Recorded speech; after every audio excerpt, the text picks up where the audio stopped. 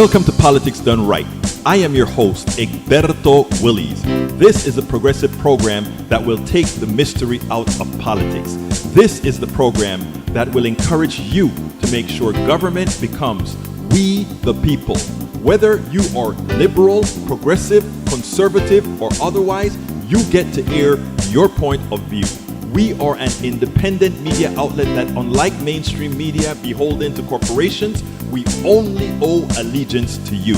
Remember, you can also send me a tweet at EGBERTOWILLIES. That is at Egberto Willies. Let us engage. It is Politics Done Right. Well, folks, welcome to one more edition of Politics Done Right. I'm Egberto Willies, your host. Thank you so kindly for being a part of the show. We are going to have a great show for you today. And today is Alistair Daughter's Day because she is typing for Mama. I love to see when we have that great relationship between mom and daughter, and she's so happy to type for Alistair. That's wonderful. So today is Alistair Waters' Daughter's Day. Bridge MCP is in the house, folks. Welcome aboard Bridge MCP. Bridge MCP became a member of the Pacifica Network today. Thank you, Bridge. While we were fundraising at Pacifica Network and my call-ins were slow. You know, it's the first day of fundraising at KPFT. And she called in and she became the first contributor. And as usual, right at the end, that's when I got a couple more contributors. And we know that on Monday we're going to have a wash and we're going to have a whole bunch of folks contributing to KPFT to become a part of the Pacifica Network. We have 5 major stations and over 300 affiliate stations that we work with. It's a great network. We are in a little bit of financial stresses because of every nonprofit right now but the Pacifica Network, we're rebuilding. With all our networks, we have 5 flagship stations, one in Oakland, one in California, Berkeley, one in LA, one in DC, one in New York, and one in Texas, KPFT in Texas. Huge network with a whole lot of affiliates. So when you guys call into my show at KPFT in Houston, know that you're going to get coverage all over the place. Anyhow, welcome aboard E2247. Welcome to Politics Done Right as well. Welcome to Tom C. is in the house. He says, hi all, it's cold day in hell, Michigan. Does that mean Republicans have finally become compassionate human beings? Come on, Tom C. You know the answer to that. Yvette Avery Herod, our one and only union expert who knows it all about unions and who fights the fight for us. She gives us direction when we need direction on unionization and what it means. And likewise, we have Alistair Waters in the house with her daughter doing the typing for her. Anyway, folks, we're going to have a great show for you today. We're going to have a great show. Paul Fleming is in the house. I don't want to miss anybody, as well as Lee Grant. Lee Grant with his, Lee Grant is very short. Hi, all. Come on, Lee. Take the Texan out of you for a bit. Say, howdy, folks. How are we doing today? Alistair Water is giggling at Tom C. All right. We have a great show for you today. We got a great show for you today. Let's see, how do I say that? Oh, you know what? We have a great show, and what's loaded are all the clips from last show, which was yesterday. So I'm deleting those clips from yesterday, and I've got to, while I'm speaking to you, I've got to duplicate my mind, split my mind in two so I can recall where I have the new clips, and I'm putting in the new clips as we speak. And it's all about the economy today, folks. It's all about the economy. Oh, those are 2 of the same clips. What am I thinking? Am I getting old? No, I'm not getting old. I'm getting better. There's the other clip. Go for it. There is the other clip. All right, great. Anyhow. Today, we had a wonderful jobs report. That's where I'm going to stop that. We had a wonderful jobs report. Let's give our president a chance to brag about it. And then we'll come and talk a little bit. President Biden has taken a much-deserved, much-earned victory lap for what the economy is doing. He created 517,000 jobs in January. And if you think about it, if Trump had done this, it would have been a big parade, everything. But he's a little cool cat. And I want you to listen to what he has to say with respect to how he believes the programs that he created are under the guise of the Democratic Party are directly responsible for bringing investment back into the United States, for also ensuring that there are jobs created that are good jobs locally as opposed to being exported. Check it out, then we'll take it on the other side. Today, I'm happy to report that the State of the Union and the state of our economy is strong. We learned this morning that the economy has created 517,000 jobs just last month, more than 500,000 jobs in just the month of January.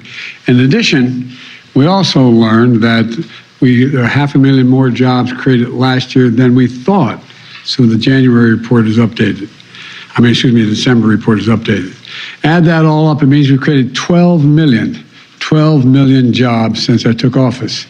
That means we have created more jobs in 2 years than any presidential term, than any time in 2 years. That's the strongest 2 years of job growth in history by a long shot. As my dad used to say, a job's about a lot more than a paycheck. It's about your dignity. And 12 million more Americans get up every morning knowing they can provide for their families with the dignity and sense of self-worth that had been missing. We also learned that the unemployment rate fell to 3.4%. 3.4%. That's the lowest in 54 years. In fact, the last time unemployment rate was that low was May of 1969. Think about that. And what's more, Black and Hispanic unemployment are near record lows. This matters. The more working age folks coming to the labor market looking for jobs last month than have in a while. That is, remember all the talk about no one's looking for, we need more people coming into the market. Well, more people are coming into the market looking for jobs and getting jobs. A positive sign for the health of the economy going forward. And even as the job market reaches historic highs, inflation continues to come down. Inflation has now fallen for 6 straight months. Gas prices are down more than $1.50 a gallon since their peak. Food inflation is falling as well. And as inflation is coming down, take-home pay for workers is going up. Real wages are up. Wages for lower income, middle income workers have gone up even more. Couple that with a 2.9% economic growth last quarter. And here's where we stand. The strongest job growth in history, the lowest unemployment rate in 54 years, manufacturing rebounding at a faster rate than in the last 40 years, inflation coming down, real wages going up, but moderately going up, not going through the roof, the economy growing at a solid clip. Put simply, I would argue the Biden economic plan is working. For the past 2 years, we've heard a chorus of critics write off my economic plan. They said it's just not possible to grow the economy from the bottom up and the middle out. They said we can't bring back American manufacturing. They said we can't make things in America anymore. That somehow adding jobs was a bad thing. Well, or that the only way to slow down inflation was to destroy jobs. Well, today's data makes crystal clear what I've always known in my gut. These critics and cynics are wrong. While we may face setbacks along the way, and there will be some, there's more work to do, it's clear. Our plan is working because of the grit and resolve of the American worker. We're going to keep lowering costs for families, from lowering costs in healthcare, prescription drugs, clean energy. Because we passed that legislation, we're going to be rolling it out this whole year. We're going to keep seeing shovels hitting the ground all around the country to rebuild the infrastructure and supply chains, manufacturing more here at home. And in communities across the country that were too easily written off for dead, we're going to not only see jobs coming back, but a sense of self-worth and pride coming back. Nothing worse than when a city has a major manufacturer leave, shut down, and all of a sudden your kid getting out of high school or college says, "Mom, we got to move. Nothing here for me anymore. Nothing here." Well, I'm intent on changing that in the heartland as well. That's how we build an America where we all can take pride in working families have a good jobs and a little more breathing room. And as the economy grows from the bottom up and the middle out, it's my objective for the long haul. Trickle-down economics works for one group of Americans. It doesn't work for everybody. And so this is what it's all about. So I'm heading off to Philadelphia, and if you want to ask me a question about the economy, but I'm not going to answer any question about anything else because you never will cover this. Mr. President, why did you decide to postpone Secretary Blinken's trip? Do you take any blame for inflation, Mr. President? Do I take any blame for inflation? No. Why not? Because it was already there when I got here, man. Remember what the economy was like when I got here? Jobs were hemorrhaging. Inflation was rising. We weren't manufacturing a damn thing here. We were in real economic difficulty. That's why I don't. Don't you like how this piece ended, though? Some reporter, do you take any blame for inflation? He didn't give the standard Democratic answer, which would have gone into details. Well, the stimulus may have added X percentage in inflation, but the real core of the inflation is created. He didn't go into all of that kind of mumbo jumbo. The reporter said, do you feel any responsibility for inflation? And he says, no. And then and the reason that he gives, look at the state of the economy when I came here, I fixed it. Now, he ended it there. He could have gone a step further and said, and remember, a lot of that inflation is caused by the greed of those in this economic system. And if they don't stop it, we will pass laws. We will pass the windfall tax laws. We will pass laws to take away the ability for the small amount of people in the plutocracy to pilfer or to execute the pilfering on the American people. Good job. Love the way you ended. No equivocation. You're not accepting responsibility for inflation. It is the thugs in ties who created it, and it's the thugs in ties who should stop it. The corporate executives that are pilfering the American people.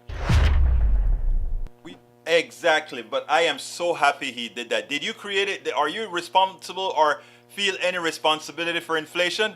Hell no. I came here after Trump destroyed the economy, and I'm trying to repair it. And that inflation and all that good stuff that caused it is because of corporate greed and all the screwy things done under the Trump administration. So no, I take no responsibility. I was so happy he didn't take the long-winded answer a Democrat would give, where it would say, well, 0.1%, according to studies done, 0.4% of the inflation was caused by the stimulus, but another 4% was caused by the supply chain issues, but 4% was actually charged by corporate greed. Once you do that, the mainstream media, which is biased to the right, which is biased to the corporatocracy, would have give the headline, Biden accepts partial blame for inflation. You see, now what they have to report now is Biden says he is not responsible for inflation. That is, people look at this guy as if he's some sort of an old man that can't think. Look, I don't agree 100% with Biden. Well, actually, I'm in probably 50% agreement with Biden, actually. I am not a Biden fan, but I am very impressed with how Biden gets the current Democratic message out as it should.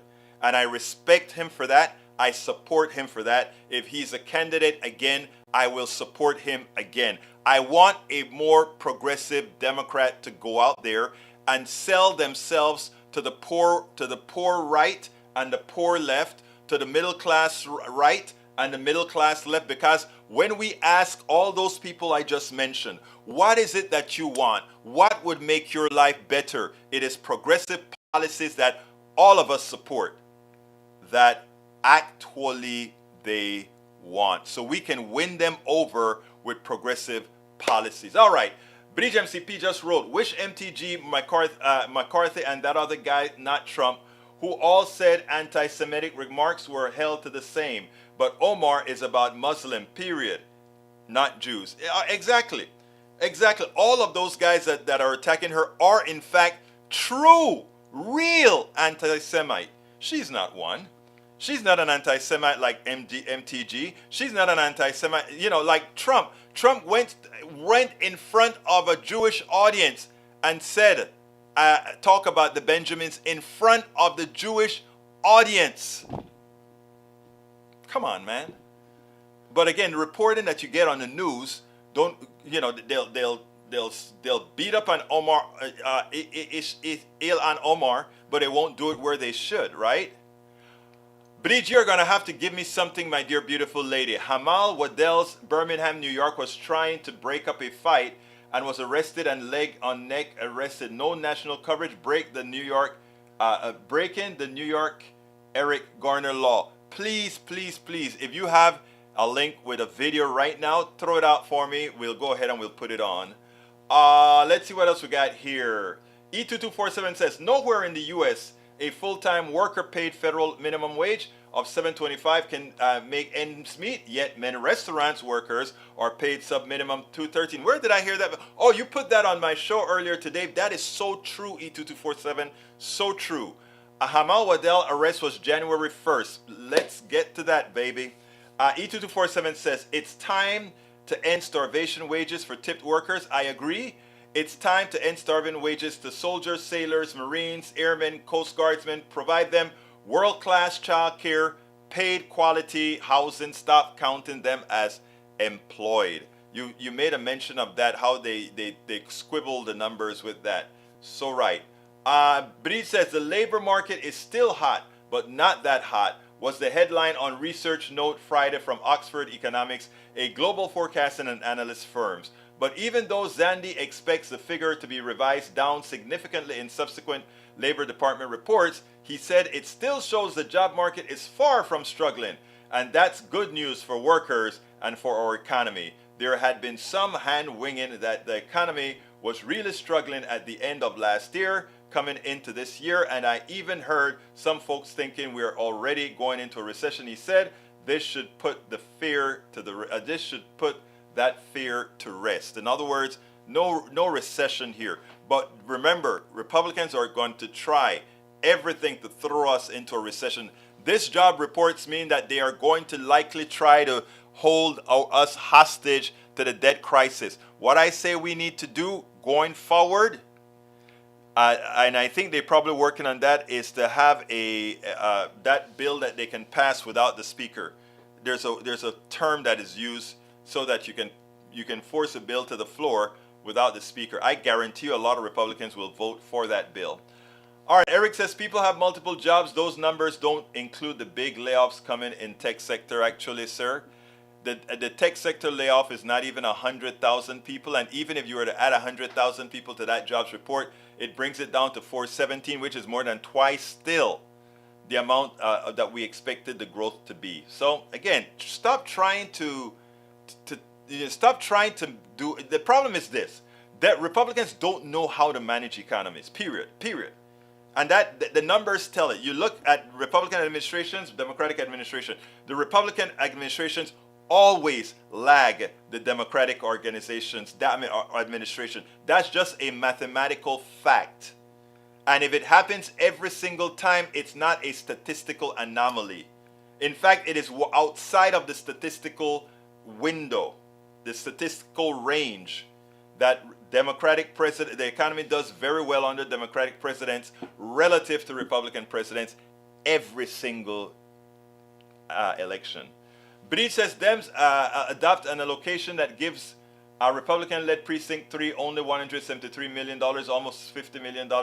Look, I wouldn't even bother bringing that stuff up about Harris County, because the county that's controlled by the one Republican is a rural county that does not require a whole lot. You try to dig up a mile of street in a city, it costs you a lot of money. You dig up a mile of street in the rural areas, it costs you next to nothing. You're not going to get for infrastructure, etc., more money so that you can go pad the folks who then are going to try to overthrow the current government. No, you don't do that.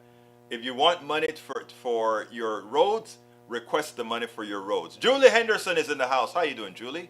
Why, oh, why is there no SMH emotion thingy? I don't know. I don't know. Brija, let's see. Lee Grant, that's a reply. Of course, you know the standard every case Biden inflation. No, it should be uh, Trumpflation. All right. Lee Grant says, Omar, or rather, before Eric says rate was 1.4 when Biden came in and has gone up due to spending money. Again, if an accountant like you decides to put your head in the sand, if an accountant like you decide to be swayed by the stupidity of the right wing media machine, that's your choice. I can't help you there. But know that every time you make statements like that, it diminishes what people think about your intellect. It really does. And I'm not talking about just people like myself, but many others. Lee Grant says, Omar still in the news. The host of The View sparred over past controversial remarks made by Representative Ilhan Omar, including whether she was telling the truth when she claimed she was unaware of tropes about Jews and money. I can tell you, I believe her, and you know why I believe her? Because I am unaware. I am unaware as well, and I've called. There are many times I've called Jewish friends, including Bruce. Hey, is that a anti-Semitic thing, man? Again, you don't know, and that's why I don't judge people when they say certain things that may be anti-black, anti-Latino, anti-Caribbean. If it is coming out of ignorance, you can't blame somebody if it comes out of ignorance. Julie Henderson says, absolutely, Biden is not responsible. The inflation, Fed interest, unemployment, which will be pointed to him next. Corporations are responsible for all. Julie Henderson, te quiero, hermana, te quiero. Love you, girl. Love you. You're absolutely right. Bridge says, wish MTG. I think I read that one already. Julie says, love Biden, but not in 2024. Need younger blood. Boop, boop. I agree. I'm not a Biden fan, but like I said, I voted for Biden. I campaigned for Biden. I wanted my guy in there, which is Bernie Sanders. Bernie didn't close the deal. And if Bernie didn't close the deal, I had to pick the next most progressive person, and that was Joe Biden. And Joe Biden turned out, let me be frank, Joe Biden turned out to be much more progressive in the policies he supported than I expected him to support. So, I mean, and here's the other thing. I don't know, but there's a good possibility that for Trump, Joe Biden was the one that could actually win big against Trump. And when you look at what Trump did with the white vote and the vote and the non-thinking POC vote, when you think about that, Trump didn't do a bad job. I wonder about those people, both white and POCs, who voted for him. I honestly wonder about their self-worth, given that we know this guy cares nothing about, and I'm not even talking about on a personal level, I'm talking about on the aggregate level, cares about them. It always befuddles me. But I love them anyway, like I love my sister, who is the older sister, who is a Trump supporter. My younger sister is almost a lefty, well, it's lefty also, but I don't know if she's quite as left as I am. I don't know. She's kind of quiet, so I don't know. She's a doctor. Anyhow, she's a doctor who believes in healthcare for all now. Let me be clear. We believe in healthcare for all. Continuing. Let's see. Para ver. Waters wants you to get in people's faces and make them uncomfortable. I do too. But I want to do it with respect. I want to query them like I do in Starbucks. Because sometimes I'm talking and yes, sometimes they get uncomfortable, but then they get to love you. Because they know your interest is really their interest. All right. I think, I started a bit early, so maybe yes, Bridge. So post it again, please. Sorry about that. Even that or I missed it. It's a lot of stuff going on here, my dear beautiful lady. You know that. You've seen it. All right. Bridge MC, PC Egberto, okay, let's see. Tom C says, Julie Henderson, hope you're okay. Not the best way to enjoy an ambulance ride. Oh, wait. You see, I'm missing messages because I didn't know Julie was in an ambulance. So, so again, I must have missed some messages somewhere. Okay, let's continue this. Let's continue this, my dear beautiful people. Trump is not in office. Take some of your own responsibility. We always do. Even while he was in office, we took responsibility where it was required. Lee Grant says, a bit of politician bravado, no big deal. Bridge MCP, okay. Julie Anderson said, Bernie would have won if he had a politician's personality, but he says it as it is. Not sold out. Professor Bernie Katie 2020. I would love, you know what? That would be a dream ticket. Young person and Bernie. You know, I like that, Julie Henderson. I like that, Julie. Melanie Keelan says, getting in late. Evening, everybody. Hello, my beautiful Melanie. And Paul Fleming says, which state has the worst governor? Texas. Texas bar none. Because Texas has a lot of money and he can use all that power for not good. It is amazing. All right, I got another video that I want to show all my peeps. I want you guys to tell me what you think about this. Actually, you know what? Before I do that, I want you guys to listen to my girl, AOC. Let's see if I can scroll to. I really love what she had to say. I think there's a minute clip that she took out on the show. Yeah, here it is. Here it is. Let's go ahead and play it. Let's go ahead and play her.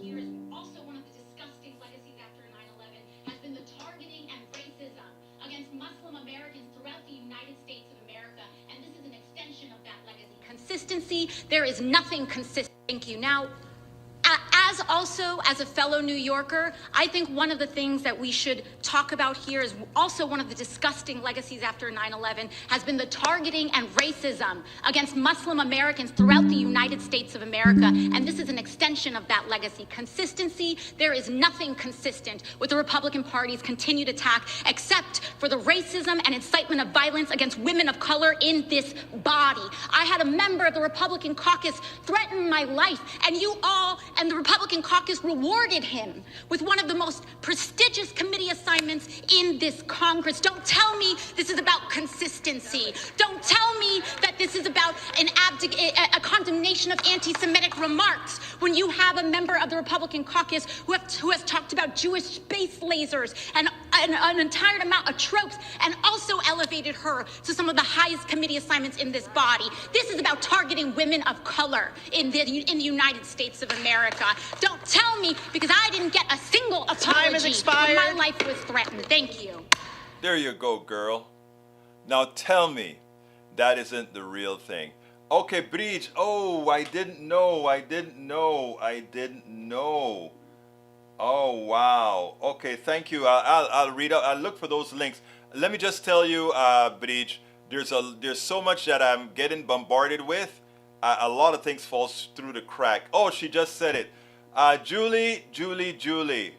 I am so happy that all worked out fine after that attack. Wake up call. I'm okay, thank God. Never know when your time is up.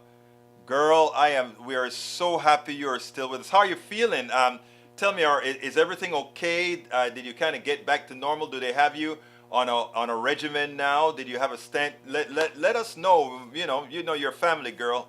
Your family. Anyhow, tell me as I play the last video that we have ready to go. Check it out. What gives? We had a monstrously great jobs report. 517,000 jobs created, more than twice what anybody thought was going to get created. Everybody thought we were going to get 187,000 jobs. Well, we got 517,000 jobs. Middle class America is going to work. Poor America is going back to work. Unemployment rate drops to 3.4%. Great. Which means we have more people looking for jobs. Companies are going to have to pay a bit more because, again, we have good demands for jobs. Great for the economy. People are going to make money. They're going to buy, etc., etc., etc. But, you had to throw a wrench into it, right? I want you to listen to this, and then we'll talk analysis on the other side. Because this is what demonstrates the abject failure of this economic system and the titans of finance who designed and run it. Check this out. Payrolls surged by 517,000 jobs in January, much better than the 187,000 expected. That's a lot better. The unemployment rate fell to 3.4%. Let's bring in the co-anchor of CNBC's Squawk Box, Andrew Ross Sorkin. Also with us, chief economist at LinkedIn, Karen Kimbrough. You cannot keep this economy down. It is crazy. Interest rates keep going up. We keep hearing about a coming recession. And then we get 517,000 jobs added, unemployment dropping to 3.4%, the lowest rate since 1969. I ask again, what is going on with this economy? Well, I think it's unabashedly good news in so many ways, in part because, frankly, it was unexpected. We keep talking about all these headlines, whether it comes to tech companies or others that have been laying people off, and yet there is clearly an employment market on the other end. You said it, 1969 is the last time we've had such a good employment market in this regard. The conundrum, and I always hate to bring up the conundrum, is Jay Powell and the Federal Reserve, oddly enough, they don't like this. They don't like this because what this means is that we are unable potentially to control inflation.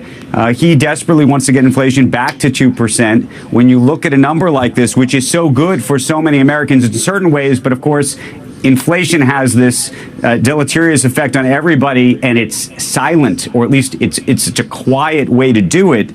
The question is, what does the Federal Reserve do about all of this? And so, we talk about it all the time. There's good news, and the numbers are, as I said, unabashedly good news. But then you have to say to yourself, okay, well, what is the Federal Reserve going to do about it? And the truth is that the Federal Reserve says this is terrible news, and we may have to put our foot back on the neck of the economy in ways that just 2 days ago, at least the markets were saying maybe they're going to let off. Right. And so yesterday, of course, Karen, the markets go up. I mean, a lot of these tech companies, the stocks explode right now. The futures for the Dow down. It's so fascinating. Yesterday, we saw the Fed sort of take its foot off the gas a little bit, maybe suggest that we've reached peak inflation. The same happened in the UK.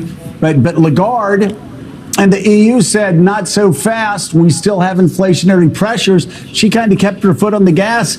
Maybe she's right, huh? I mean, this economy is still strong. We're definitely seeing the same thing you're seeing over here in our data. I have to tell you, labor markets look tight. They look strong.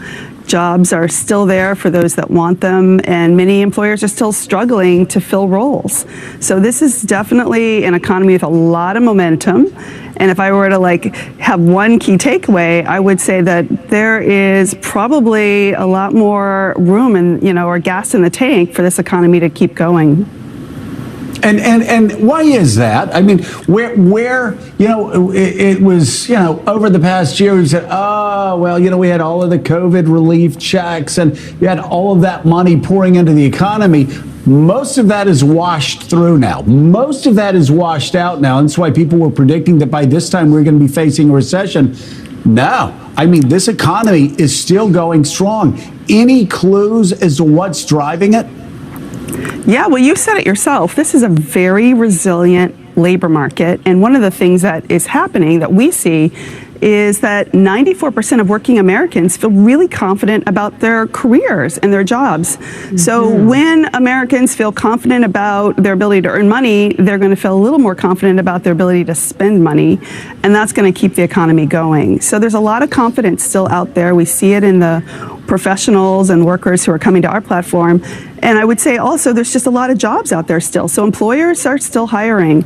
And as long as that continues, that's going to kind of create some worries for Jay Powell, of course. So, Andrew, on that note, is there still a labor shortage? Is it still tough, on a serious level to get workers? There's clearly a labor shortage. And by the way, to answer Joe's earlier question, this is customer driven, meaning the consumer is still spending. Now, the question, if you're in the skeptic business, is to say, why are they still spending? And one of the issues we should note is when you look at the credit card debt, the debt of the American consumer, it is rising. So, yes, they're spending, but they're not spending with their own money. And so then the question becomes later on down the line, do they have enough money on the other end of this? When you talk, and I think we talked about this just a week or two ago, a lot of the bank CEOs who have real access to be able to see, what consumers have in their bank account, they say it's going to get tough come June or July, August. Now, that was before this employment report, so we'll see whether that changes. But if you're trying to sort of look out as to what happens in the second half of this year and farther out, there are still some signs, or at least some red flags to think about. All right, so great report. People are getting jobs, wages are going up, but the financial sector doesn't want that. Why?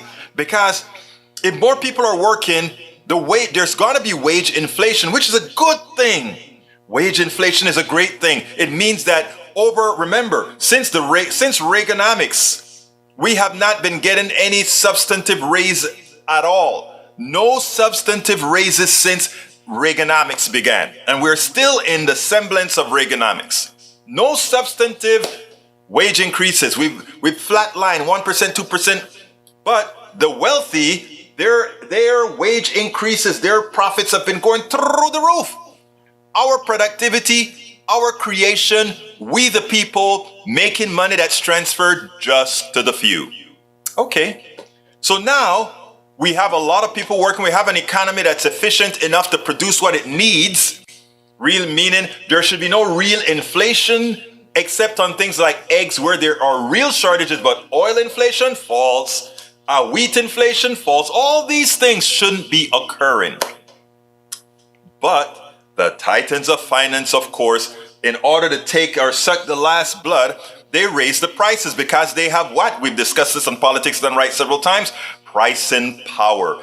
They can set the prices. And if it's something that you must have, if it's something that you need, health care, certain kinds of foods, etc., you will pay those prices. And they also know you got some stimulus on early, which you could go ahead and give right back to them in the form of inflated prices for products. And, wait a minute. And since you didn't do a lot of shopping during the pandemic to go eat outside and all of that, you had money on your credit card. So you had money on your credit card, you had wages now, and you also have savings that you kind of accumulated over the pandemic. We are going to take it all. But if the jobs report's good and people are getting jobs and people are making money and we can't sucker you anymore with high prices, here comes the feds. The feds are going to make sure prices don't go up. They're not going to tell these guys, stop it. They're not going to tell these guys, if you make excess profits, we will tax it in the form of windfall profit tax. A windfall profit tax. Now, they don't want to do that, right? The government should be, the feds should, well, actually, it's not the feds who can do that. Feds monetary policy, but the government could use fiscal policy to bring down inflation. They could use fiscal policies, the policies created by the government, monetary policy, the feds, and so forth, who control the money supply. Okay? They could, if they wanted to, say, we are not going to put the onus on the American people. We're going to put the onus on the corporations who created this mess in the first place. They're the ones who outsourced to China, which created an initial supply chain problem. They're the ones who created something called just-in-time inventory, which means if there's a pandemic, if there's a flood, if there's a hurricane or whatever, we can actually have large supply disruptions. And since we don't have inventory, because we want to save a whole lot of money for the rich people with just-in-time inventory, That is another way that that they created the problem. And also, don't forget, just because they have pricing power, they could just increase the prices. They could lie to you about there not being enough oil. They could lie to you about all these things, which they did, charge you more, and then ask you to pay them to reduce their prices. And how do you do that? The feds increase interest rates on you. All that money that you bought on credit because of these price increases, now you are going to pay on that instead of on products. You're going to pay on that interest rate that you have now. And who gets that money? Oh my God, the bankers, the banksters. Get it, folks. We have to take this country back. And it's not about taking the country back from each other, conservative versus liberal or progressive versus right wing. That's what they want you fighting about. They want us fighting against each other so that we don't see the culprit. We don't understand the culprit, which it's them. The plutocracy, the very few, the ones that are pulling the strings. Let's grow up, understand what this job reports was really about and why we have some negative notions of this great jobs report. Absolutely so, my people. Breach says, Wells Fargo owes customers more than $2 billion. Here's what you should know. Millions of Wells Fargo's customers are in line for relief money after the government found the banking giant violated a host of federal consumer laws between 2011 and 2022. Regulators at the Consumer Financial Protection Bureau have announced how account holders can collect some of the cash. The details were released about a month after Wells Fargo's entered into an agreement with the CFPB just before Christmas 2022. The settlement includes more than $2 billion in reparations to customers who suffered financial losses and an additional $1.7 billion that will go to a victims relief fund as part of a civil penalty. Customers with Wells Fargo mortgages and finances and deposit accounts entitled to relief. It's about time.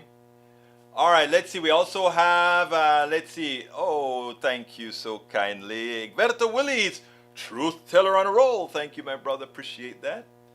E2247 also says, Egberto works solidly with the Black prolific tradition we gained from his effort and work. Thanks, Egberto. Thank you, folks. I mean, the fact that you listen, the fact that you share, the fact that all this is done. I mean, this is always going to be what's effort that we call it? It is always going to be a collective effort. Those of us who have the wherewithal to do what I'm doing, let's do it. If anybody else wants to get into this domain where we can actually share this stuff, what I mean is share what I've learned doing this stuff. You create one. We need multiple folks doing this. And we need to all work together.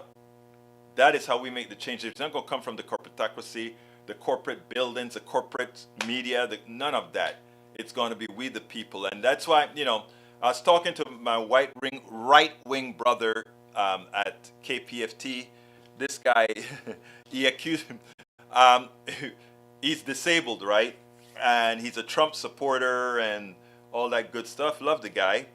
And it turns out when he comes, he comes and he looks at me, you talk to everybody like that? I try to explain to him, yes, I talk to everybody like this. I love everybody. I don't care who you are. And so we're leaving the KPFT now, and it's raining, and he's parked in the handicap area in front of the building. So I'm like, look, man, get into my car. I'll take you to your car so that you can, I don't want you to have to walk in this. You may slip, all that good stuff. And he looks at me and he turns around and he says, you're not going to kidnap me, are you? I'm like, come on, man. You know I'm not going to do that. Get your butt in the car. Let me take you to your car. And then we drove and I took him to his car. And then he says, you know what, man? I'm going to listen to your program. I'm like, thank you, brother. I appreciate that. I'm going to listen to your program. I said, thank you. I really appreciate it. When I have anybody who tells me they're going to listen to the program, I'm happy. When a right-winger tells me they're going to listen to my program, it has that, it tells me that we're doing the right thing. And notice I keep saying we, because even this community that we have here, when you have our brother Lee Grant in here, and he knows he gets all the love in here, even though sometimes we want to do this to him. Hey, Lee, let me tell you something, brother Lee. Sometimes we want to do this. Bang, bang, bang, bang, bang to you, brother Lee. But, you know. We know. Or even Eric Hayes. Now, Eric Hayes, sometimes I want to do this. But I love the brother, But anyway, Eric says, fully recommend this to you, some new info to learn some facts. Well, it all depends. Oh, wait, you know something, Eric? Please remember I was in oil. I really was in oil. It's not like I don't know this stuff, but I can always learn. You're right. I can always learn. If it's good stuff, I'd learn. UFC moves Egberto? What? Oh boy. All right. A2247 says, if you want to defend democracy, you must be willing to learn about and take a stand on foreign policy, not just only domestic policy. I ask to you, act on big foreign policy issues. You are so right, E2247. The war in Ukraine is proof that nuclear weapons do not make us safe, but rather threat of nuclear weapons can be used to facilitate a non-nuclear war. True. Breed says, starting Sunday, the EU will prohibit imports of Russian gasoline, diesel, and other products from Russian refineries used throughout. That's the worst thing a country can do is make themselves obsolete. And you have to know how far you can take certain things. Russia slipped. They just don't know it yet, but they royally slipped. E2247, it doesn't have to be this way. With the right policies and safeguards together, we can work toward a world free from the nuclear threat. Yes, and that's what we should be doing. Europe leaders from Bridge MCP, European leaders meet in Kiev to discuss Ukraine's path toward joining the EU. This is the first time a summit with Ukraine as an official candidate for membership in the EU has taken place. Traditionally, Ukraine and European Union leaders have met regularly for summits since 1990. We are at a crossroads as a global economy, E2247. Paul Fleming says, Florida panel requires students, athletes to give their menstrual history. Really? That is so terrible. Eric K. says, why is it that most money given to Ukraine is not hitting the front line? Why the people have to steal? Your question is as good as any, my friend. Union of Concerned Scientists. All right, let's see. What time is it? It's 3:50. I don't have any more videos, so the rest of the program is dedicated to whatever questions you ask, whatever information you want to put out there. In August, POTUS expressed readiness to negotiate a new agreement before our last bilateral arms control treaty with Russia. New Start expires. Egberto, will you send kid from Birmingham video this messenger? Thank you very much, Vrij. I'm going to take a look at that. I imagine I can actually publicize it if Facebook is not going to allow me to put that up there. Not Facebook, not Instagram. YouTube is going to take it down as being out of community standards and all that crap. I don't know, some people get it up there, but every time I try one, I get a community standards warning, not violation, but warning. 20, let's see. A dirty bomb is not a nuclear bomb. Union of Concerned Scientists. No, it's not a nuclear bomb because the reaction is not at the nuclear level, but at the chemical level. British MCP says police won't release the videos on their own. They won't. What I think I'm going to do, Bridge, is I think I am going to create my video on top of that video and just kind of use a little bit of snippets, maybe a picture or something, because let me ask you, no local station is carrying that story? I'll wait for your answer. Paul Fleming says, if I were a female athlete in Florida, I would use a portal to transfer out of the crazy state. The governor has gone. Oh, sometimes it seems that way, Brother Fleming. Sometimes it does seem that way. Sometimes it seems that way. If you want to defund democracy, you must be willing to learn about and take a stand on foreign policy, not just only domestic policy. I asked you, act on big foreign policy issues like arms control. Yeah. let me just say one thing here, E2247. There's so much material to cover, so much. And I tell you, I get up, like last night I did my exercise at probably 2 in the morning. Actually it was what, 1:30 in the morning. Then I came back to finish up a few things with YouTube here. Then took a shower and then went to bed. I think I was in bed probably by 3 something or something like that. And before I go to bed, I'm thinking about what am I going to cover best of all this list of things that I want to cover. What am I going to cover that's going to get the most eyeballs, that's going to make a difference? It's always that, right? And let me give an example about today. Today I had 3 stories to carry at KPFT. Ilhan Omar, the jobs report, and the killing of the guy that Rudnin turned us on to yesterday. And my choices, I knew I was going to run out of time, so my choices happened to be the jobs report first, Ilhan Omar second, and that is where I ended because, well, I didn't have the time to cover the rest. And I sit down and it kind of messed with my mind because it was that guy walking on his stunts that got shot in the back by police officers. That needed coverage as well. But these other, sometimes you don't know if you have a limited time what's best to cover and how it's going to reach. I figured that the other one was going to be a long-term thing. I knew the jobs report was a short-term story. I knew that Ilhan Omar was a short-term story for this part. So I figured I'd take those 2 because the police story was a long-term story that I could do again and again and again, while these were kind of time limited. That was my call. But to get back to what you're saying, E2247, it is difficult sometimes when, and not only that, I get calls like a lot. And folks would like, you need to cover this, you need to cover that, you need to cover this. I got a call, in fact, 3 days ago from my good friend at KPFT, and he gave me a list of 3 things he wanted covered. And I said, yes, I will cover because they need to be covered. But you can see where I'm getting. You can see what I'm getting. Egberto always have a backup filler. Yes, I always do. I always do. Sometimes the backup filler is too much that I can't even get to the backup filler, but you know how that goes, Eric. Anyway, Eric, we got to go for some coffee in the next couple of weeks. I just thought about that. And I'd like to we're in Fund Drive right now at KPFT. I want to know, I want to have Bruce sitting down with me one of those days talking Fund Drive. Is Bruce in the house? I don't remember if I saw Bruce earlier. I saw him at the noon show, but I don't know if I saw him here.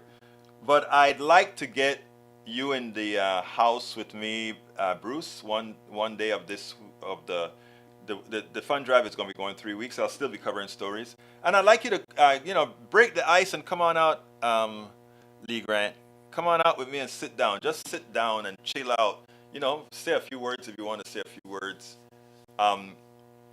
We had quite a few people in there today as well. So I try to tell folks that what I'm doing at KPFT with community radio, I really want it to be community radio. I don't mean community liberal radio or progressive community radio or something like that. I want it to be community radio. And meaning if anybody that listen to me here is in town or whatever and I'm on stage, come on into the studio with me and that is how you break bread to make a change, right? You're around, you're around everybody whether you agree with them or not. That is how you do it. And yes, Julie, all good now. Definitely a wake-up call. Thank you all for your compassion. Appreciated. Well, Julie, we can't let you go right now, girl. You got to hang around. Who am I going to be able to talk to on YouTube, girl? You better hang around. Let's see. Break biscotti and coffee. We'll do that, Eric, pretty soon. Oh, thank you. I need to also do my ask. What the hell is wrong with me? I get into these tangents where I'm talking. For the podcast people, listen to me. Hang with when I go into my bloviations, hang with me, because somebody in the chat is going to set me straight and say, Egberto, what the hell are you doing? You got to go ahead and tell folks to sign up for Ask Egberto Anything. So please, sign up for Ask Egberto Anything. Let's do it at 11 mañana. Okay? 11 a.m. Central Standard Time mañana. Go to politicsdoneright.com/Ask Egberto. Also, please support the program. How can you do that? You can do that by going to PayPal, politicsdoneright.com/PayPal, politicsdoneright.com/PayPal. Also, you can support us on Patreon. I would prefer Patreon now. I need to build up my Patreon, my Patreon supporters. That's politicsdoneright.com/Patreon, politicsdoneright.com/Patreon. And of course, if you're on YouTube, just go ahead and push that join button. Become a member of the YouTube PDR Passe. And of course, you can support us on Facebook by going to politicsdoneright.com/Facebook. And if you're not on YouTube but want to support us on YouTube, go to politicsdoneright.com/YouTube and shop at our store. Get our hats like our beautiful Alistair Water did. Check out Alistair in the hat. And how do you do that? Go to politicsdoneright.com/store and you can get the hat like what Alistair is wearing there, and a lot of other stuff, including the cups that I'm going to show you right now. You see those cups that you see there? With all our great members already who bought it and messed with it and good stuff, as well as get our books, those books that you see scroll around, politicsdoneright.com/books. And last but not least, all our support links can be found in politicsdoneright.com/support. politicsdoneright.com/support. Well, it's time for me to get out of here. My name is Egberto Willies. I want you guys to have a wonderful weekend. Please remember to go ahead and sign up for Ask Egberto Anything at politicsdoneright.com/Ask Egberto. And you guys have a wonderful weekend. I will enjoy it myself working. My name is Egberto Willies. This is Politics Done Right. And you guys know how I end this baby. I am what? Out!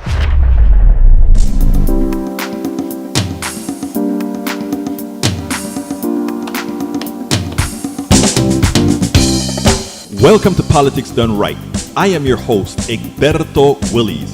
This is a progressive program that will take the mystery out of politics. This is the program that will encourage you to make sure government becomes we the people. Whether you are liberal, progressive, conservative, or otherwise, you get to air your point of view. We are an independent media outlet that, unlike mainstream media beholden to corporations, we only owe allegiance to you. Remember, you can also send me a tweet at EGBERTOWILLIES. That is at Egberto Willies. Let us engage. It is Politics Done Right.